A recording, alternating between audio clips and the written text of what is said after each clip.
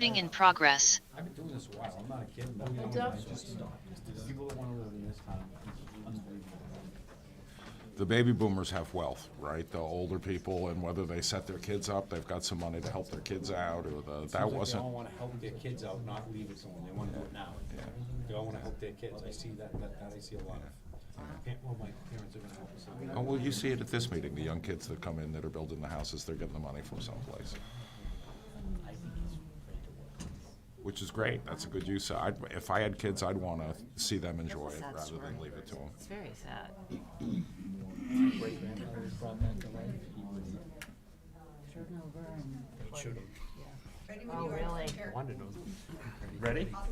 Good, we got a big meeting. Well, we got a lot of people here. What's going on? Good evening, everybody, and welcome to the January 18th, 2023 Sutton Conservation Commission meeting. If we could stand for the Pledge of Allegiance.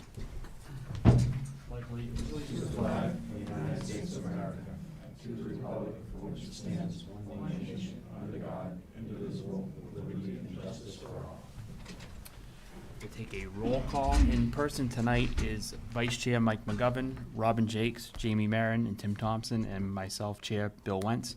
Unavailable tonight is Nicole Oben, and in-person staff is Wanda Bean and Brandon Faniff and Greg LaCroix, town consultants.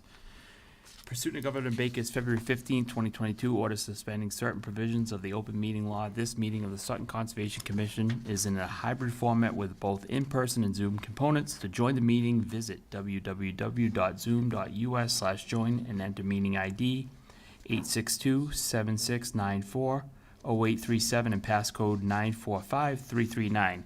The meeting will be broadcast and recorded on local public access station Verizon 31 and Charter Spectrum 191 and live streamed on the town's YouTube channel when available.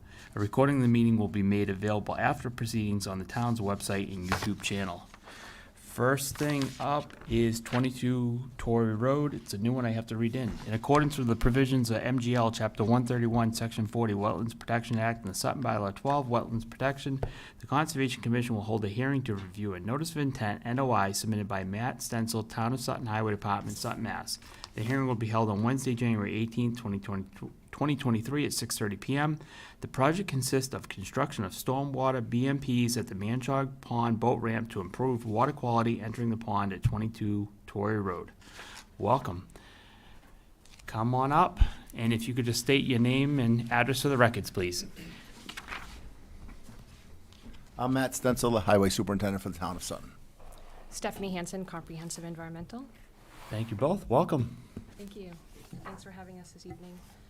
Will you be putting a plan up on the screen, or I do have some hard copies that I can, if you'd be interested in those as well, or would anyone like? If you have a card copy to pass around. Yeah.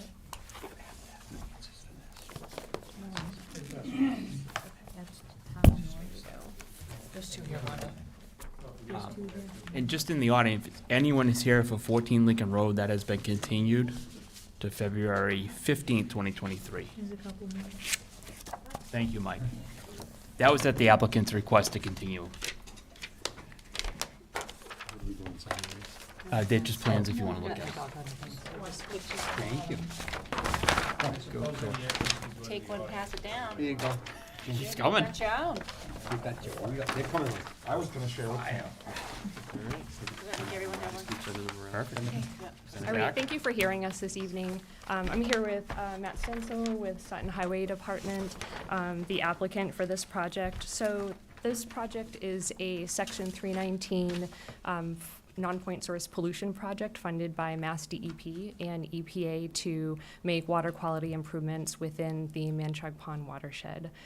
So the grantee is the Manchog Pond Foundation.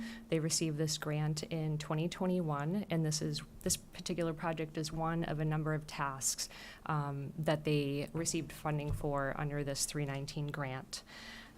This is their third grant, and I have to say that the foundation they completed two very successful grants prior to receiving this grant in 2021. And this particular site is actually a continuation of Phase 1 work that they started in, I believe it was 2008, where they received a order of conditions to sort of start the first portion of this project. So this is a water quality improvement project. Like I said, it's for the design and construction of stormwater best management practices at the Manchog Pond boat ramp. This site was selected based on a DEP-approved watershed-based plan that was completed in 2020, where we went out into the watershed and we prioritized locations where water quality improvements could be made. So this location was one of those priorities. So if you look on the page C1, which after the cover page of the plan, it shows an overview of the parking lot. Like I said, this is sort of a continuation of a Phase 1 part of the project that we did in between 2008 and 2010. So I'm going to point out what was installed back then and what we're proposing this evening. Keep in mind that there is, and Matt, correct me if I'm wrong, but there's no, prior to 2008, there was no formal stormwater drainage. No, there was not. Or BMPs at this parking lot. So the first grant that the foundation received, we installed a geogrid, which is sort of that crosshatch area down at the along the bottom part of the parking area, and that was to help infiltrate and treat stormwater from the center parking area. Also, as part of that grant, we installed 2 leach and catch basins right at the entrance, sort of on the northeast section of the plan. And then there were 2 rain gardens that were also installed. And all of this was to help treat stormwater, reduce contaminants from stormwater directly sheet flowing into Manchog Pond, and try to increase infiltration and provide some water quality treatment. So what we are proposing today is to add on to that and hopefully treat the remainder of the parking lot. So what we're proposing are 4 additional leach and catch basins, and those are shown sort of in the center of the lot there. That is to treat stormwater that is not currently going into the existing catch basins or being caught by the geogrid or the rain gardens. And we're also proposing on the side parking spots porous pavement. So there's approximately 5,700 square feet of impervious material that's going to be removed, and pervious pavement is going to be put in place there in order to help infiltrate stormwater flow along those parking spots. And that's basically the project. Everything that was installed and part of the initial grant is going to stay there. It's working well. It's helping to improve water quality, and we're going back and sort of trying to do Phase 2 at this location. And again, ultimately to help improve the water quality of Manchog Pond. Thank you very much. To Brandon and Greg, anything to add to this? Thank you, Mr. Chairman. Greg, you want to take this, or you want me to take this? I can do a little intro if you want. And then, Sure. all right. So the project is, I would say, a benefit to public interest, right? They're putting measures in place to clean the water, or the storm water on site before it reaches wetland and water bodies. So the project purpose is a benefit. They're also not increasing the area of the project. It's all within the current disturbed footprint of the previously permitted project, and therefore there's no new vegetation clearing, there's no new grading that was not already there. Everything will go back similar to as it was previously permitted. The only question, and Brandon brought this up with the applicants, was whether or not there was any soil test pits dug to analyze groundwater or potential ledge, and therefore figuring out how well these new measures will work once they're installed. And that was our only question regarding the project. Perfect, thank you. Were any test pits dug, or? No, we didn't do test pits primarily because the grant application is really long, and we had to come up with conceptuals actually in 2020. And we didn't want to have to dig up, the pavement within the parking lot to determine that. So what we had done is actually we took a survey point of the pond back then. I would say it was probably late spring, early summer. So it was probably at a fairly high point. That was 89. And our closest catch basins are at, I believe, 92. So there's 3 feet difference between that elevation, which we don't think that we would see groundwater go much above the edge or the water line at that point within the parking lot. There is 1 foot of gravel beneath the catch basin, so that's part of the 3 feet. And there's also a foot of crushed stone all around the catch basin just to assist with infiltration. Something that we could do during construction, since we are going, and one thing I didn't mention is that this time around, we're going to be resurfacing the interior of the parking lot as well. While we're out there and digging up those catch basins, it's a good opportunity to resurface that area just in kind. So we could do those test pits when we're out there and actually shift the catch basins, because there's a slope there, obviously, going down towards the lake. We could shift those catch basins up to create more space between the groundwater and where the catch basins are. Ultimately, if the catch basins failed, they would essentially just overflow and do what the stormwater is doing right now. And the benefit of that is that you've already caught all of your first flush with all of your bacteria and sediment and nutrients that will generally come off of the roadway and any of your impervious surface during the first part of the storm. Thank you. To the board, any questions?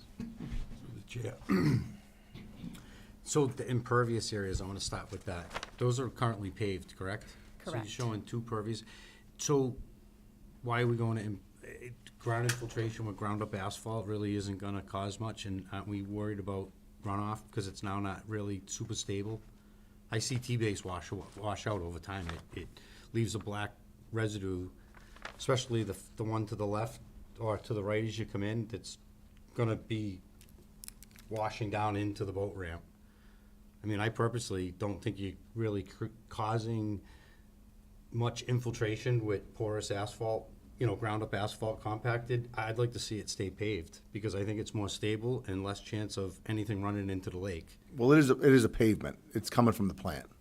It's just I a have it in different my mix. house. I have ground compacted, and when we get heavy rains, it washes down my driveway, and I have to clean it up out of the driveway. That's what makes me think of it. And it's a finer silt than you think, and it's got asphalt and chemicals and oil in it. So I actually think that could cause more harm over time than having it paved. For one, the way the water's gonna flow, it's not gonna sit there. It's gonna ground flow, right? It's not like it's a low spot where it's gonna saturate into the ground. It's just gonna run over the top. So I think we're just looking for future problems, having it not be asphalt like it is now, my opinion. And then you show biodegradable wattles everywhere. Is that a good practice for a job like this where they have to be cleaned up and heavy work going on right on the edges of where you're working? They don't hold up real well. You touch them, they fall apart. So I just wonder if that was a good practice for this project. Well, I don't think the time frame of the project's not going to take like months. It's not. Right, all the more, they gotta clean them all up, right? Yeah. So they disintegrate. They can't pick them up. They're meant to be in the woods more than on a project like this. So I think you should consider your method for the way you're gonna maintain erosion control in this parking lot while construction goes on where it's so close. I mean, your erosion control is on the edge of the asphalt. Yeah, we See- don't. Ideally, we don't plan to have any stockpiles at all. Everything's going to go into a Oh, truck. I know, but and you see the hopefully line not of have hay any rain. bales? I mean, there's a tremendous line of erosion control on this project, which some of it, I don't think you need all of it. Some of it could be a black fence. And then I personally think you're just gonna have a big mess to clean up with biodegradable wattles right on asphalt, basically. What do you think, it's straw bales? No, I wouldn't do that. It's just that they have nylon ones. They actually, construction companies have socks they bring from job to job. They're like a really heavy duty. They're easy to pick up. They hold up really well during construction, especially where the grading that goes down towards the lake. those biodegradable wattles don't do a lot. They don't slop much. They look pretty, they do. I mean, when you first put them in, they look great, but that's about it. They're not a well-performing wattle. They're really good in the woods. That's where they really do work well. So I just would consider that you, for one, it's a big expense, and I don't think it would work well. So you did no We can certainly testing make that of- change. So we're gonna spend all this money in a grant, and that's great, but you didn't do any soil testing to understand what these catch basins are gonna be able, I mean, what if they don't even work? And this was just a waste of money. So I mean, without any engineering of soil testing, how do you know what they're gonna, how are they gonna work? Where's groundwater? I mean, if there's only a foot of room for the water to go in and we spend all this, I mean, I just question, is this a viable project without the better engineering? What's it don't- gonna accomplish? we don't think that groundwater is going to be above the point that we surveyed in, as far as the pond level. Yeah, no, I know, It's but very close. what about ledge? There's a lot of ledge in that area. What if we, I mean, you did no testing, no borings, you're just gonna go and dig giant holes to put catch basins in and hope that we don't hit any ledge, or hope that the groundwater's not at 2 feet? I'm just saying, before we go and rip this whole parking lot apart and spend this money. Well, unfortunately, they don't give you the money until they give you the money, so we don't have it, we didn't have money for test borings before we, you know what I mean? Just concerns. Just And the way then- that the grant kind of works. So if we were to allow this project, we gonna be able to condition it with timeline? I mean, is it June, July, and August? Is the whole boat ramp shut down? What is timelines? I haven't heard any talk or discussion of when the project would start and be completed, how long it would take. We wouldn't look to close the boat ramp at all. We wouldn't look to leave anything open at all. We'd look to, at least with the catch basins, you know, get in the morning and get it more or less closed up at night, you know. Is the And- town doing the work, or is this? Most of it probably. Oh, you guys At are least the doing this- basins themselves, yeah. You know, we would go in, that's why I don't disagree with you, straw wattles, because we don't plan on leaving it. Don't spend that You know what I kind of mean? money, you We know don't what plan on leaving it open or leaving it Yeah. at all, and we don't plan on stockpiling any soils or anything like that. The soils will leave in the truck and the stone will come in, the basin will go in, and hopefully everything will be more or less buttoned up in the evening. You know, by the end of the day, we wouldn't open 4 holes and then, you know what I mean, leave piles of dirt and anything like So we that. just wanna go in, do a catch And we would basin, let people obviously still use the boat ramp. keep the boat ramp Just, open. we would take up a little room, but we don't want And to, watch the weather. If a bad day, you're not obviously gonna dig. Yeah, it's And common then sense. and then repave. and then probably repave all 4 of them at once. That would just be the only thing that would wait. But there would be stone to a point. Are you gonna resurface the whole parking lot? There's arrows that says it, I just, We want to, that hasn't been 100% planned out and funded yet, but that would be nice, I mean. that would be ideal, yeah. Well, most likely what'll happen is we'll pave the patch around the basins at first. And then, So with all these, another concern, with all these improvements, as we improve it, the uses already can at sometimes be excessive and out of control, meaning it's all the way to the street, it's on the edges of the road. I know I live literally right down the street from here, I live on the lake, so I probably have a lot of knowledge of what I see happening to the lake, and a lot of my concerns to we talk about the well-being of the lake. I mean, it starts at this boat ramp with the traffic that goes in and out of that lake. Not that we can stop it, everyone's allowed to use the lake, so, but there's no monitoring, there's really no sense of any kind of hours. There may be a sign, but it seems like you can drive in 7 days a week, 24 hours a day. yeah, we would avoid all the peak times to do the work, you know, obviously. We're improving a boat ramp that has issues at some times during the summer, and with improvement comes more use. I'm not opposed to the improvements, don't take this the wrong way, but I just think there's things to think about.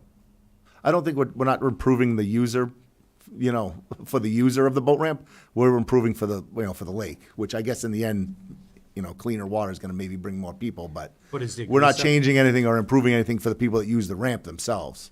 We're just, you know, we're just So not focused on the the water. engineer. So sometimes when we do projects next to lakes, we have to separate grease and oil from the catch basins before they fail, because they're all designed to fail. Is there any type of any methods for, we have boats and trailers and cars, and is there anything been talked about? Well, that's the real things that affect a lake. Well, right now, it's going straight into the lake. Basically, when you've done these catch basins, they could be going still straight into the lake and make absolutely no difference. That's what I'm trying to say. If There's no outlet from the catch basins. And the catch basins, as well as the pervious asphalt, have an O&M plan that the town will maintain. So the catch basins will be cleaned out, the pervious pavement will either be power washed or vacked. Right, but they don't connect, so you're literally relying on just the hole that's dug for the catch basin? There's nothing out there right now. There are no pipes or anything like that, with the exception of the two at the entrance. So, correct, it's just complete infiltration. So it's catching all of the pollutants and contaminants from first flush. Versus nothing in place now. Correct. No, it does, it goes right into the lake. I mean, there's, it's a paved parking lot with no catch basins or drainage. There's a portion that's caught by the geogrid, which was put in a number of years ago, and that's to promote infiltration, sort of similar to the pervious asphalt, but only for a small portion of the parking lot. I have a question. I have no more. Jamie? Thank you. If you're not gonna repave the parking lot, are the grades sufficient to push the water to the catch basins? We expect to regrade in those areas. I don't know if it'll be the entire area, but it should go into the catch basins. And if we decide when we're out there that, a lot of it depends on the funding. We had to cost this actually before COVID, so we're dealing with that as well. And DEP is working well with us on that. But we can shift those catch basins around a little bit. So the grade will push the rain into the catch basins? Correct, right. Anybody else from the board to the audience? Any questions? Anyone on Zoom? Phyllis, if you want to come up to a microphone to speak, for our friends at home to hear. And your name and address, please. Right, Phyllis Charpentier, 20 Irma Jones Road. I'm president of the Manchog Pond Foundation. Just to answer Mike's concern about the boat ramp and the excessive use on, warm weekends and all that, the project is not expanding the number of parking spaces. It's not expanding any portion of the ramp. It's just looking to take the existing ramp and improving it so that it is catching that runoff and filtering things. Our first grant, we saw, there's a rain garden, and then there's a gabion. There's a check dam. Yeah, check dam. And we saw common reeds, an invasive, come in from the drainage off the parking lot. So our first grant looked at that. So we're just looking to kind of modernize or update the ramp instead of just using the asphalt. The two catch basins at the top, take care of the runoff there, but then that whole parking lot slopes right to the lake. And where the ramp is going into the water, it's just like a huge funnel. Water slide. Yeah, so, if that water can be interrupted, at least 4 times, and then the grid. And then we work with the town, and we have a private company that comes in, cleans the rain garden, cleans, the BMPs from the first grant, so that all the sediments removed and those are working properly, and we try to do that yearly. And we use boat ramp fees to pay for that. So we're looking just to kind of modernize, think out of the box instead of just plain asphalt, just so that we can, there's a lot of boats, there's a lot of tournaments on the weekend, so you are getting trucks and trailers and boat motors and invasives and, a lot coming off of those vehicles into Manjog Pond. Thank you. Thank you. Your name and address as well, please. My name is Ned Bacon. I'm at 64 Singletary Avenue.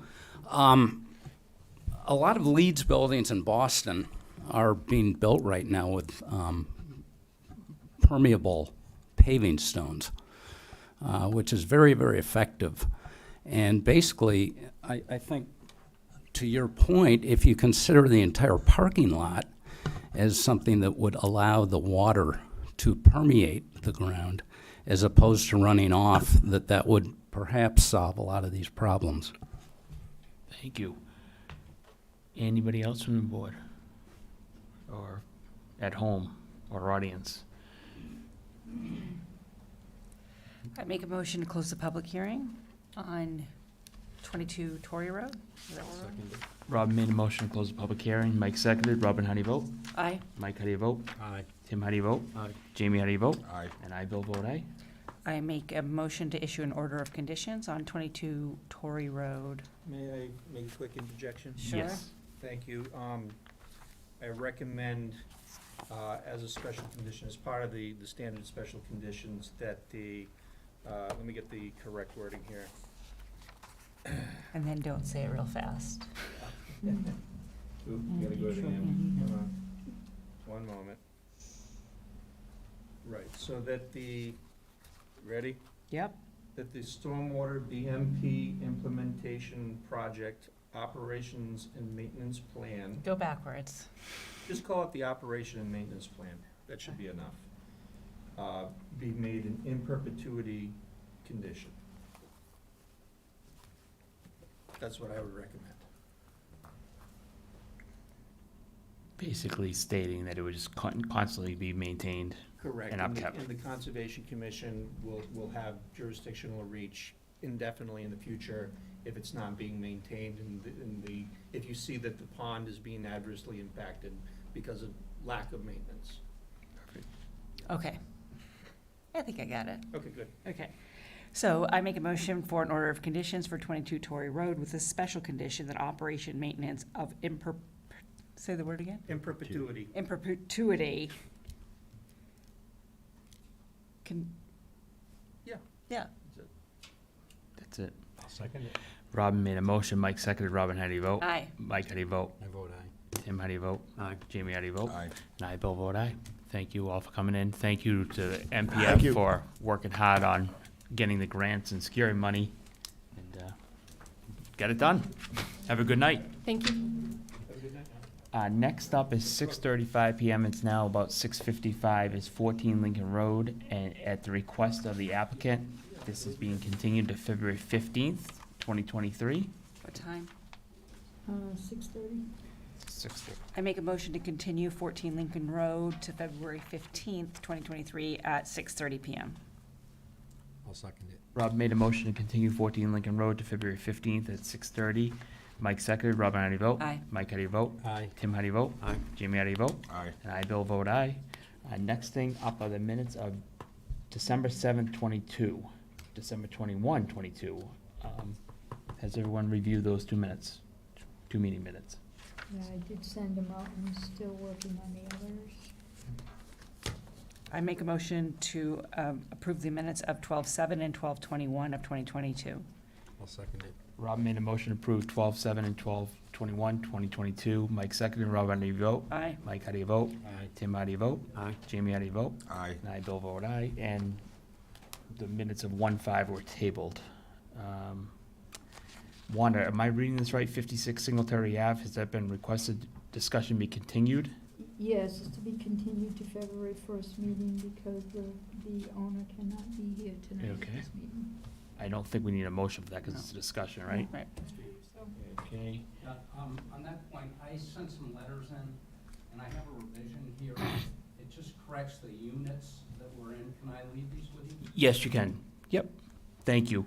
And that Oh, I will be actually on saw those in an February email. 1st. February 1st at 6, It'll be, It's a- once discussion happens. It's a discussion. Yeah, so there's not a No, I time. have it in as Oh, as an actual, I just don't have the thing with me. Okay, so it'll be February 1st, which is Maybe February 1st, a yeah. couple weeks from tonight. The reps are in red. Thank you. Thank you. Wanda? All right, site visit for 19 Oakhurst Road. Hold on a second. I'm sorry. Nope, that's all right. I'm not, hardly. This needs to be signed, if you Okay. please pass it around. Yep. And I will put this in with the other. That's one.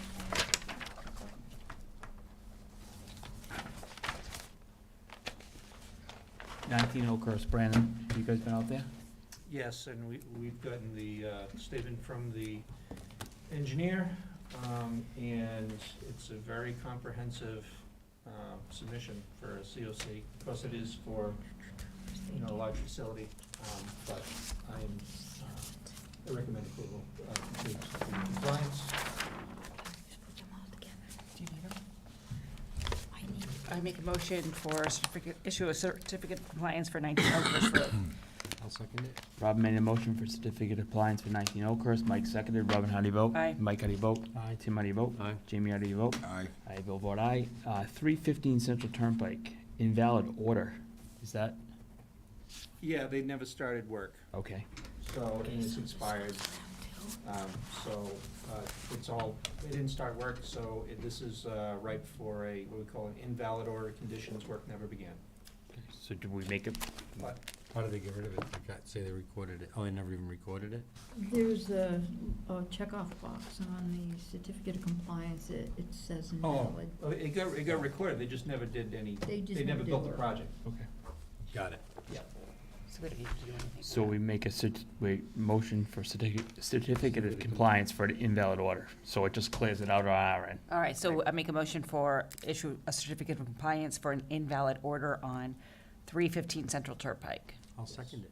Robin made a motion, Mike seconded. Robin, how do you vote? Aye. Mike, how do you vote? Aye. Tim, how do you vote? Aye. Jamie, how do you vote? Aye. And I, Bill, vote aye. And here's this one. Yeah, it's weird working, A lot of writing. wording, when you say invalid order of conditions, it kinda sounds like. Double negative? You're in Yeah. trouble. Right. Yeah, something Yeah. you're in yeah. Oh, where's that one? All right. Any input forms from other departments tonight? I'm not seeing anything. The only thing I have is. Some money? Yes, I need motion to be made so that I can transfer money to the WPA account from the municipal account. And the town accountant said, we need to do a motion to do it, and then he will do this. Okay, so, right, per the town accountant, Wanda is asking to move $5,000 from the municipal account, which has a balance of $19,437.29, to the Wetland Protection Act account, which has a balance of $297.76. The reason for this is we're not receiving many NOIs or RDAs, but we still have bills to pay. So we need a motion on that, if you want. I make a motion to move $5,000 from the municipal account to the wetland protection account. I'll second it. Robin made a motion to move monies from municipal to the wetland account. Mike seconded. Robin, how do you vote? Aye. Mike, how do you vote? Aye. Tim, how do you vote? Aye. Jamie, how do you vote? Aye. And I, Bill, vote aye. We do have an executive session, but before we get into that, is there anything else? Because, yes, Greg? Jamie, at the last meeting, asked me to look into where we're at with the CR for 3 Lackey Dam Road. It sounds like there hasn't been any progress on that front. They are aware that they have to do it before they start construction, but as far as moving the process along, there hasn't been anything. So the town is the holdup. No, it sounds like Beals and Thomas just hasn't put Well, it. they haven't submitted the final language Yeah. for consideration. Yeah, So they- the ball's in their court. Yeah, still in their court, but like I said, they are well aware that they have to do it before construction.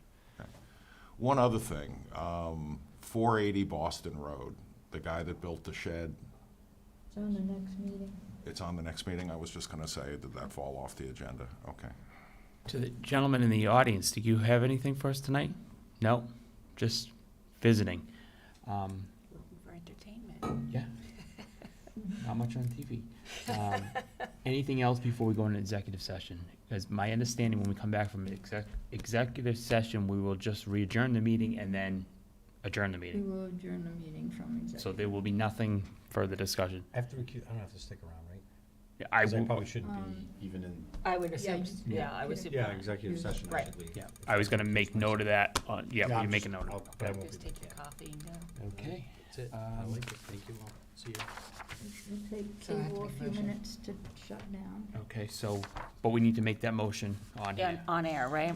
There's a script, yeah. All right, I make a motion to enter into the executive session, MGL 30A, subsection 21, number 3, to discuss pending litigation with the sole purpose of re-entering open meeting for adjournment only. I'm gonna recuse myself. I'll second.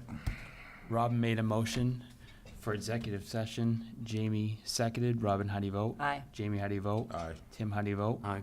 And I, Bill, vote aye. Mike McGovern is, Who made the second? Was it? okay. Jamie. Jamie, Mike McGovern is recusing from this. At this point, cable will take a few minutes, they will shut down. This will be behind closed doors discussion. We will re-adjourn after that, or we will come back to live television to adjourn. So for anyone watching, We will not come back to. we will not come back to live television. Just to come back to adjourn. Reconvening in open session to adjourn. We will reconvene in open session to adjourn, but for anyone watching at home tonight, there's nothing more to see, folks. Have a good night. Have a good night. Thank you very much. We just need to give her. 422. Plan file herewith marked number 306-76478. Thank you. Jim, if you could Just, give her a brief. is there anybody from National Grid here or online?